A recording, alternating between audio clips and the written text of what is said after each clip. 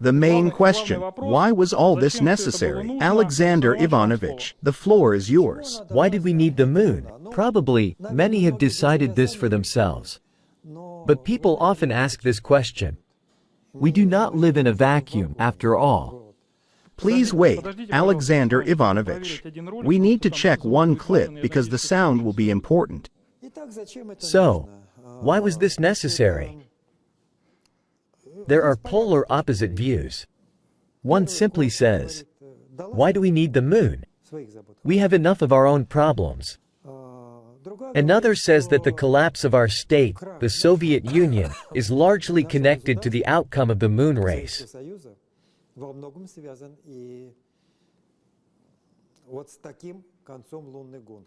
Many criticize me for calling this a defeat. But I don't mean we suffered a technical defeat. From a technical point of view, everything was going very well for us.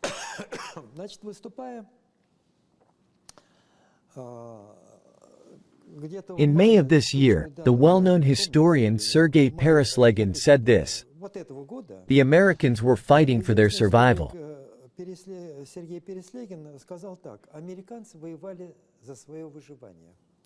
The space race was a race for survival.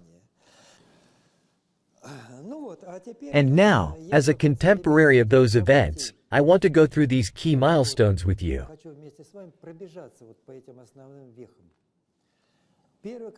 Of course, the first milestone was our Soviet Sputnik. Honestly, there's nothing to add here. It was launched on October 4, 1957.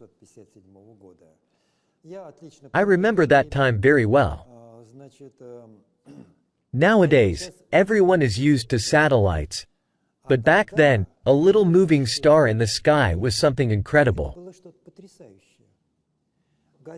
Newspapers published tables showing the satellite's passage over different cities.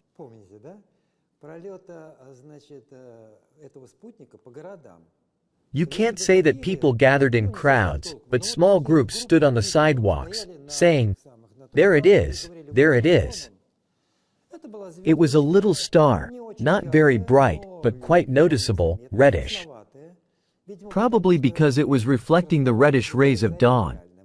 We were looking in the dark, while far away in space, the light passed through the atmosphere, tinted by the red rays of the sun. It seemed reddish. It moved smoothly from star to star. This was the first man-made satellite of Earth, and it was ours. There was an overwhelming sense of pride. That's how we observed it. So, what about the Americans? I'll alternate between what people said and what the newspapers wrote. The New York Times wrote, "The first satellite shocked millions of Americans." Maybe this is propaganda? Stephen King tells this story very well. He is well known to many. Back then, he was a 10-year-old boy. He was sitting in a movie theater where they were showing a science fiction film. Suddenly, the show was interrupted. The manager came out and announced that the Russians had just launched a satellite. What was the reaction? Displeasure? Joy? Everyone felt real fear. He writes that America was no longer the great country, no longer number one. Harsh reality burst into the world of science fiction. And here's what the newspapers said. Actually, not just newspapers, but leading politicians. Truman on the left, the man who gave the order to bomb Hiroshima and Nagasaki. On the right, the current president at that time, Eisenhower. Truman. We unconditionally condemn President Eisenhower. The Soviet Union managed to launch its satellite before the United States. Eisenhower. Sputnik had revealed the psychological vulnerability of our ideas. I want to pause on the vulnerability of our ideas. What a statement. Some nonsense, some ideas, vulnerability. Now, I understand it this way. Their idea was this: we, America, are almighty. We can do anything. We can bomb whoever we want. At worst, we'll say that some accidental misunderstanding happened, and nothing will be done to us. And then, in your sky, a red star is flying, and you can't do anything about it. And it becomes clear to everyone that it was really launched by an intercontinental ballistic missile.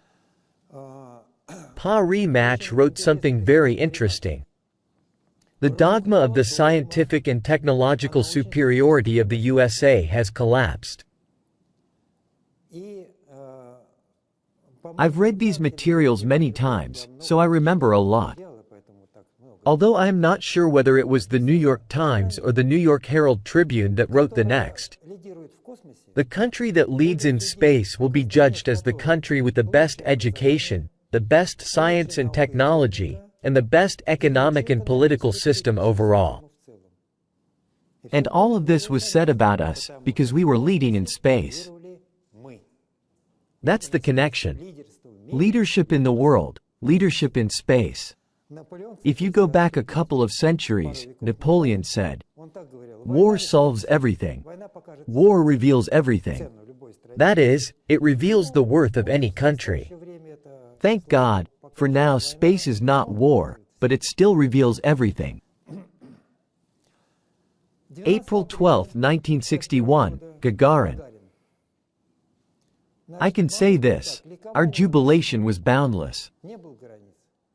In 1961, I was a first or second year student. We didn't need any encouragement. Just tell us where to meet him. Everyone rushed to meet Gagarin. It truly was a celebration. And what about the Americans?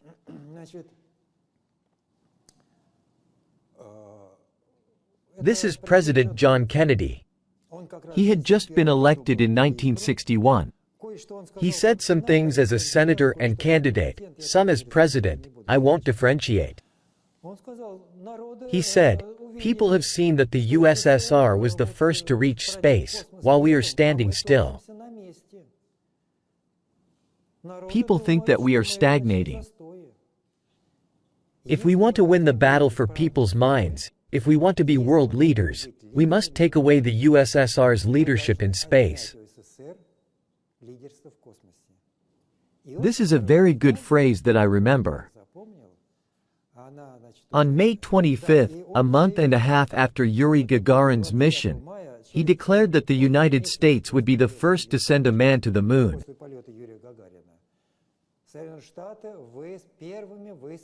The goal was set. How to achieve it? I remember one quote from the New York Herald Tribune very well. It was such a great quote. The competition for the moon was a kind of war. We had to win it by any means necessary. It didn't specify what means, but any means necessary. The loser would face destruction and disgrace. Of course, there's no need for far-reaching foresight. Ultimately, destruction and disgrace will befall us because we lost. By deception? Yes, by deception. So that I don't need to justify myself anymore, there's a very interesting military story about the town of Suhinichi, near Moscow. During the Battle of Moscow, every town was important. Every town could determine the fate of Moscow. Suhinichi was occupied. The Germans were approaching from the south, from Kaluga. I always confuse our two great generals of the army, Rokossovsky and Sokolovsky. If I'm not mistaken, I think it's about Sokolovsky. The Germans took Suhinichi, and then Sokolovsky managed to organize a fake radio message, suggesting that our reserves were approaching. And the Germans, who greatly feared Sokolovsky, abandoned the town. Did we win the town? We did. By deception? By deception. In war, all is fair. That's to ensure, I'm understood correctly. I want to say that back then, of course, we lived poorly. I've mentioned this more than once. But there was progress in space. The first satellite, the first human, the first nuclear-powered ship, the first nuclear power station.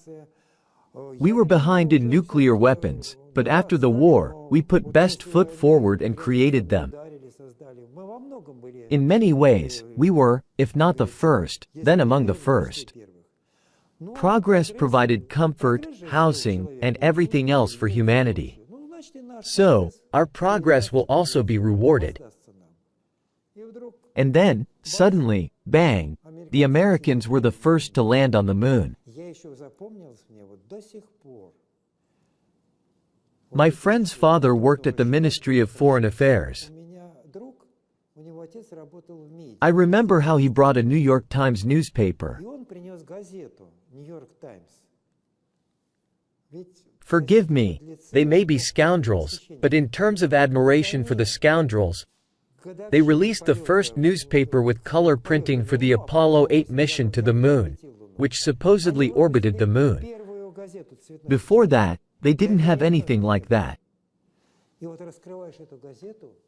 You open this newspaper, colorful, wide, magnificent paper, lunarscape, and a blue earth.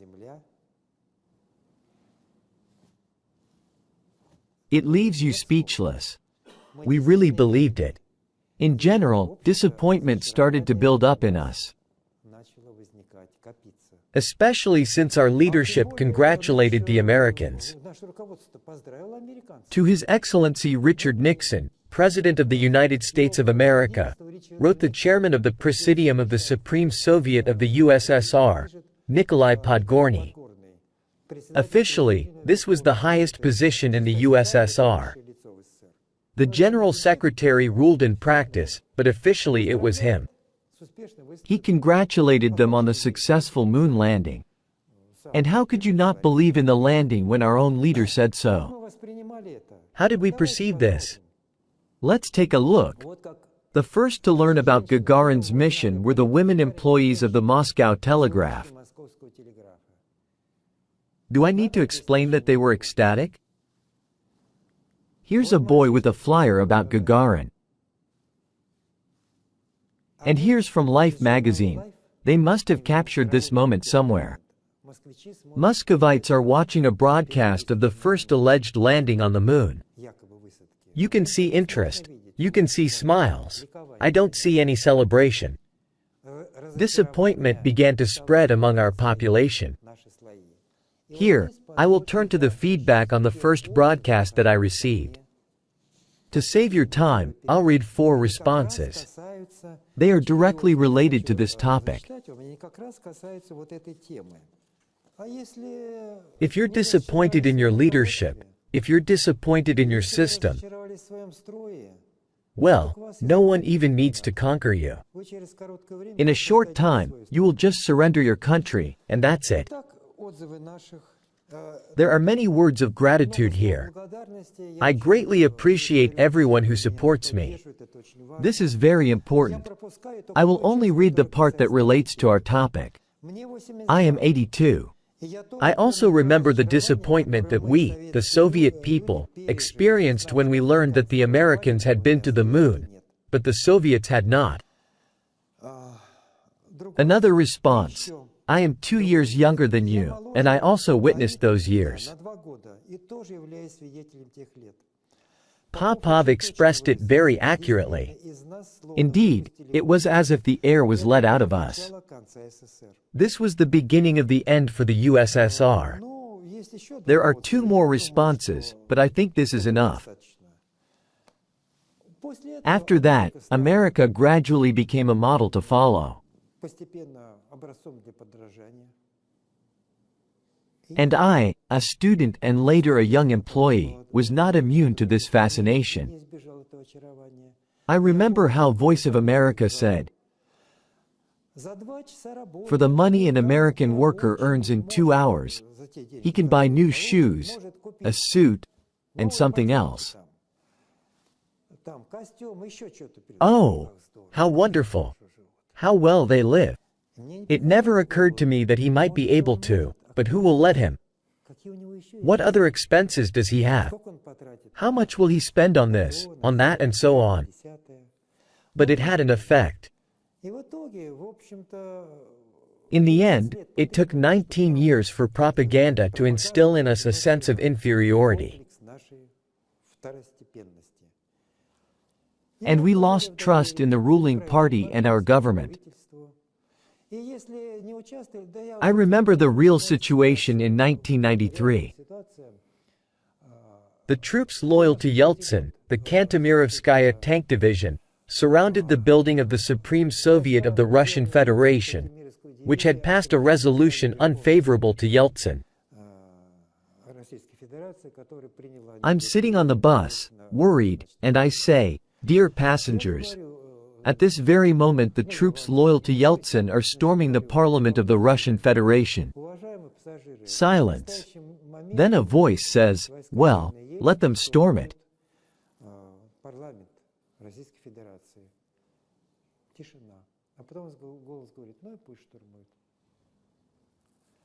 We became indifferent. What do I want to say? There's a saying, it's not over yet. Why are we studying all of this? Why does a chess player study a lost game? To avoid losing the next one. We are not the only ones doing this. For example, the head of Roscosmos, Rogozin, said the same thing when speaking on May 19th of this year. In Soviet terms, he is a minister. It used to be called the Ministry of General Machine Building, the Rocket Ministry. He also says, "I never said they didn't go, but provide proof." Finally, already mentioned Sergei Pereslegin says, "The cultural code can be strengthened." So, let's just draw lessons from past defeats to avoid future ones.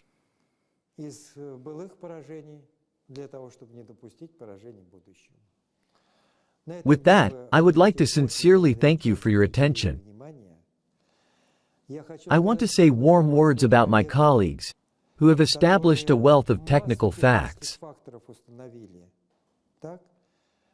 It is based on their knowledge that I can speak here with some confidence. I thank my hosts, who have allowed me, firstly, to meet with you, and secondly, have greatly helped with the organization of this meeting, with the design, and with the ideas themselves. Once again, thank you all for your attention. Thank you very much, dear viewers. Alexander Ivanovich, before we move on to questions, I have a personal request for you. You mentioned that as a physics teacher, you spent several years working in a school. Now, with the start of the school year, the topics you raise are related to science and technology, including physics. Could you perhaps offer some guidance to the younger generation and their parents? What should these kids do now, looking into the future? 1 minute, please. So, I want to say once again that my experience working in both the university and the school has convinced me that the university makes a specialist. You will become an excellent designer, an excellent engineer, whoever you want, but it is the school that makes the person. It fosters a thirst for knowledge. It shapes them as a human being. If you did well in school and learned to think, it will be difficult to brainwash you. You won't be an easy target for those trying to control your mind. So, I want to tell all students, please, study well in school. It is the foundation of your life. Dear Alexander Ivanovich, I mentioned before that I would not ask you a question. I want to express my gratitude for the work you are doing. We, your colleagues, on behalf of some of those present here and those who cannot be here, would like to present you with this book, which may help you win the next game. It's a collection of declassified documents on the Soviet moon program and more. As they say, all things are known by comparison. If something in this book helps you, we will be very happy. Thank you very much. I can already feel how our detractors are trembling. Thank you very much. It's an excellent book. Thank you. Alexander Ivanovich, I have one small question. Since you hold a clear opinion that Apollo did not succeed as a spacecraft, there is surely some misunderstanding as to why that happened. Since I know that in the book you presented the version that the second and third stages were mock-ups and empty, and only the first stage worked, after all these years, do you still hold the same views? Thank you for the question. What I want to say is this. I am grateful to those who have already liked or will like my book, published in 2009.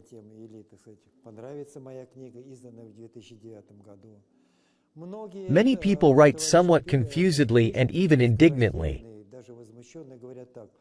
How is this possible? You're inconsistent. Here you wrote this, but now you're saying something different. Everything evolves. Of course, compared to 2009, I know much more now. In 2009, I suspected that something was wrong with the rocket. Many people say, "Why don't you mention Muhin? Now is the right time to reference him." In this matter, one of my first teachers was Yuri Muhin. What is his strength? Many different opinions were expressed that they didn't go. What was missing was a systematic approach. Muhin was the first to present it within the framework of a single book. We are not gods, and there were some mistakes, but he was the first to present a systematic opinion. Of course, my current opinion is different. If before, I imagined that the American moon rocket had what could be called sub-stages or half-stages.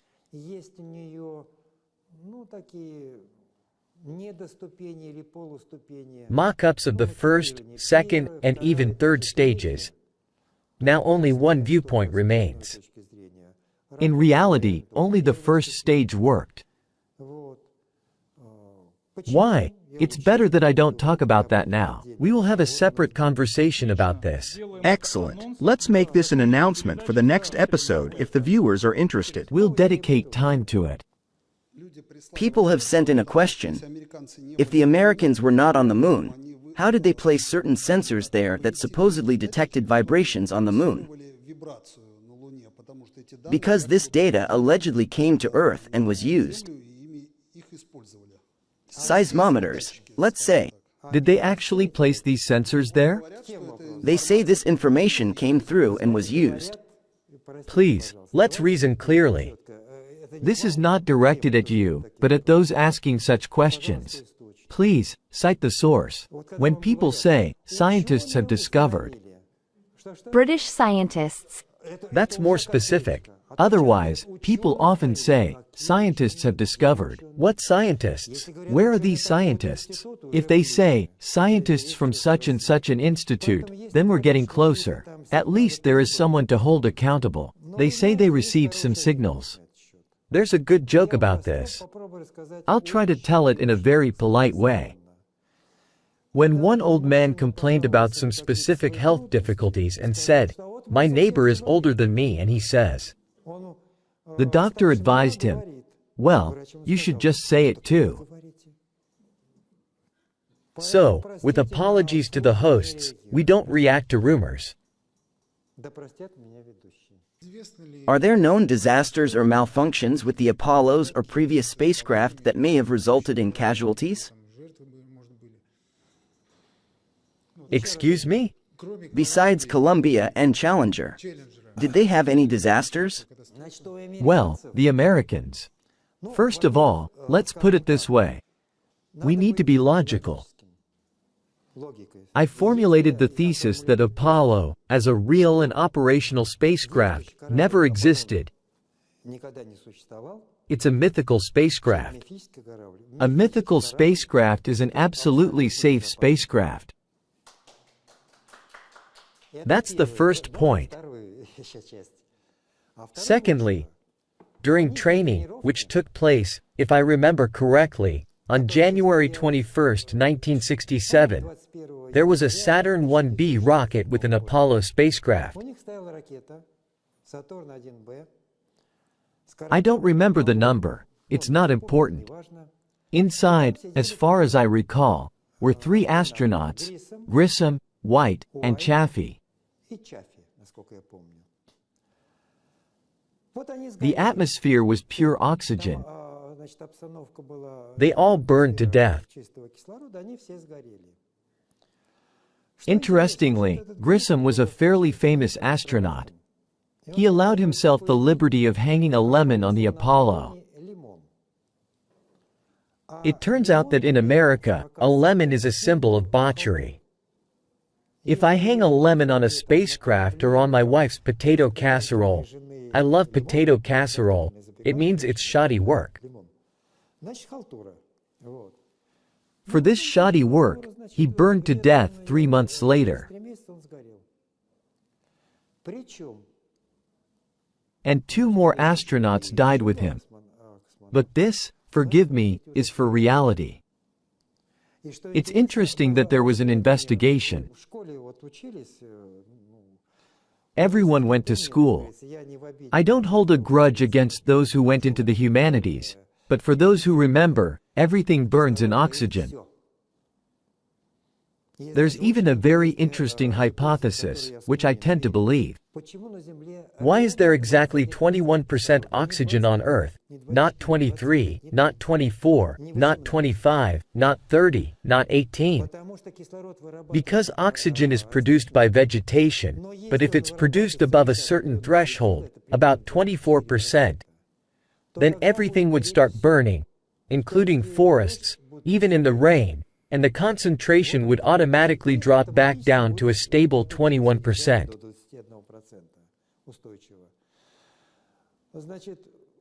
What is a spacecraft? It's a mass of electronics. The slightest spark, and that's it. 3 people burned to death. It's worth mentioning that we also had someone die in pure oxygen. Someone must have decided to repeat the American example. After all, it's so great in pure oxygen. Why bother with nitrogen? You don't breathe nitrogen, you breathe oxygen. If you remove it, the pressure drops several times, and the strength of the walls decreases. We experimented with a pure oxygen environment, and one of our cosmonauts died. Returning to your question, officially, 3 people died in the Apollos. Sometimes it's called the crew of Apollo 1, but that's not important. It was January 21, 1967. It's a very interesting story. Allow me to intrigue you. I mentioned 1967. According to NASA, manned Apollo missions were supposed to begin in 1968. In 1967, 8 people from the astronaut corps died.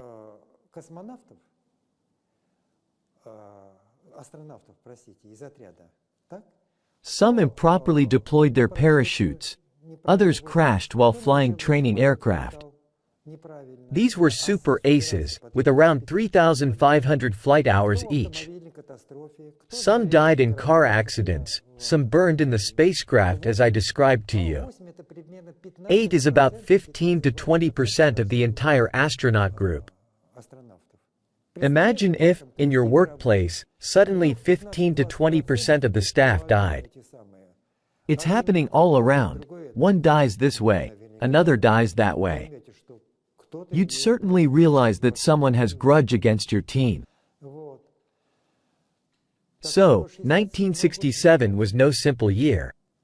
After that, no one died.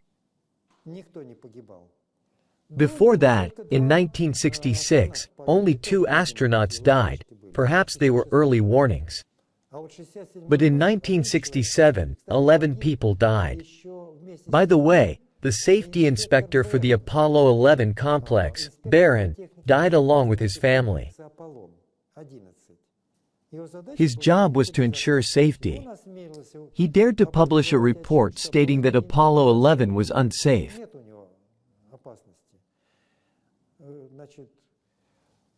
I believe it was around April 1967 when he testified before a congressional committee. Such a person couldn't be ignored. Let's say it was on a Tuesday, and by Thursday he was dead at one of the way stations. Florida has many abandoned railways. That's where he died with his family, having locked himself in the car. So, the question of the deaths of Apollo astronauts is a very interesting one. What is your opinion on why the leadership of the Soviet Union at that time, despite the ongoing Cold War, so easily accepted this defeat and did not try to turn the situation to their advantage?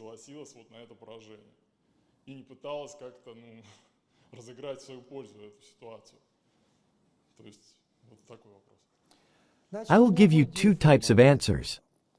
The first is super brief. I think that since you're asking such a question, it's a very interesting topic. For example, yes, there was a certain agreement. By the way, it wasn't a simple one. The policy under which it was made was called Promotion of Cooperation and Mutual Understanding between the USSR and the United States. Cooperation is understandable, but what is mutual understanding? Let's say I am the USSR and you are the United States. We discussed something, mutually understood each other, and made a decision. Well, That's called joint governance of the world, nothing more, nothing less. Compared to this, things like Kamaz trucks and other matters pale in significance. The stakes in this game were very high. I think this will be a very interesting conference. It will take place literally on Saturday or Sunday. Will it be here? Yes. It will be dedicated to these topics. So, let's not to put all eggs in one basket.